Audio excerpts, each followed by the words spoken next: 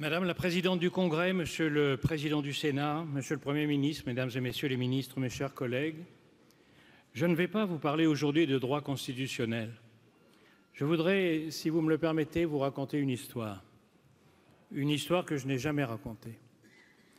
J'avais 25 ans, j'étais coopérant, médecin-chef d'un petit hôpital dans un coin perdu d'un pays du Sud.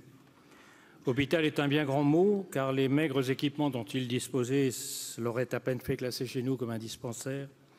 Quant à médecin-chef, titre ronflant, puisque, en fait, j'étais tout simplement le seul médecin dans cette circonscription de 50 000 âmes, avec une équipe d'infirmiers formidables, habitués à travailler seuls pendant le semestre ou l'année qui séparait habituellement le départ d'un coopérant français de l'arrivée de son successeur. Un jour, après avoir entendu du remue-ménage dans le couloir, j'ai vu surgir dans mon bureau une jeune femme, 17, 18 ans peut-être, dont je me rappellerai toujours le visage. Les joues rondes d'une adolescente, toute rouge et inondée de larmes, essoufflée, une expression mêlée de terreur et d'incompréhension dans le regard. Les cheveux décoiffés, les vêtements de travers comme si elle venait de se débattre, les bras maintenus par 2 gendarmes qui l'encadraient et la poussaient dans la pièce sans ménagement. Le matin même, un voisin, intrigué par le manège de chiens errants qui s'acharnaient à gratter la terre près de sa maison, s'était approché et avait découvert le cadavre d'un nouveau-né à peine enfoui dans le sol. L'enquête n'avait pas été bien difficile et l'on me demandait désormais d'examiner la suspecte pour savoir si elle venait ou non d'accoucher. J'étais pétrifié. Il s'agitait d'un infanticide, bien sûr, et la loi me commandait de m'exécuter. Mais je savais aussi parfaitement pourquoi cette jeune femme était là, dans un pays comme tant d'autres, où fille-mère, c'était le mot de l'époque, signifiait bannissement social et déshonneur pour la famille, où l'avortement était interdit et sévèrement puni. Et d'ailleurs, comment cette quasi-enfant aurait-elle pu se confier à quiconque pour trouver une faiseuse d'ange?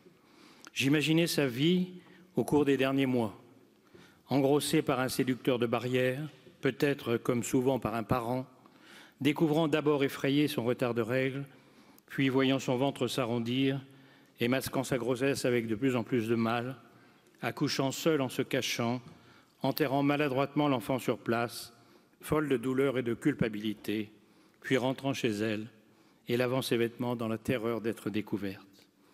Et puis les chiens, le voisin découvrant le cadavre, les gendarmes et désormais le médecin, moi.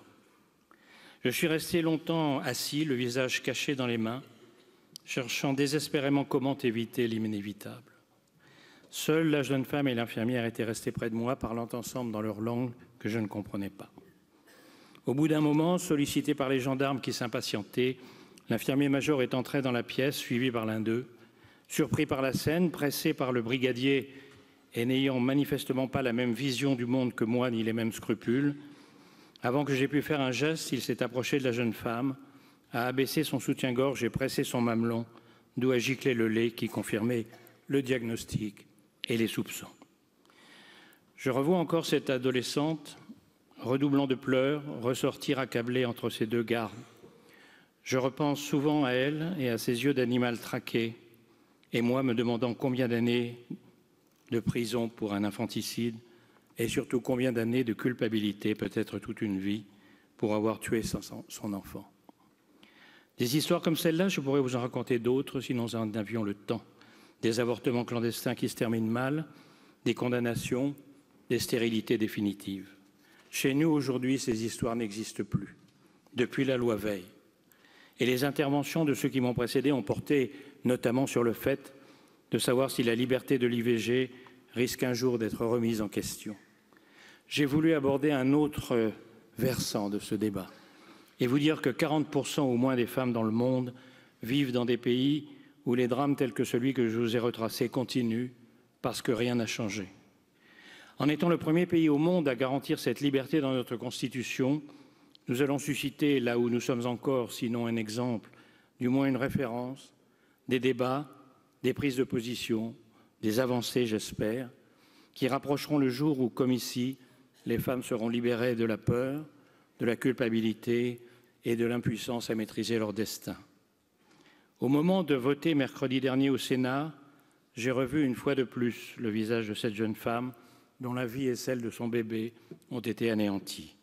Et je le reverrai tout à l'heure lorsque j'irai voter à nouveau, en espérant que mon vote soit utile non seulement aux millions de femmes que la loi protège en France, mais aussi aux millions de celles dans le monde qu'aucune loi ne protège. Comme moi, tous les sénateurs de mon groupe se prononceront en leur âme et conscience. Très majoritairement, nous voterons ce texte. Je vous remercie. Je vous remercie, Monsieur le Président.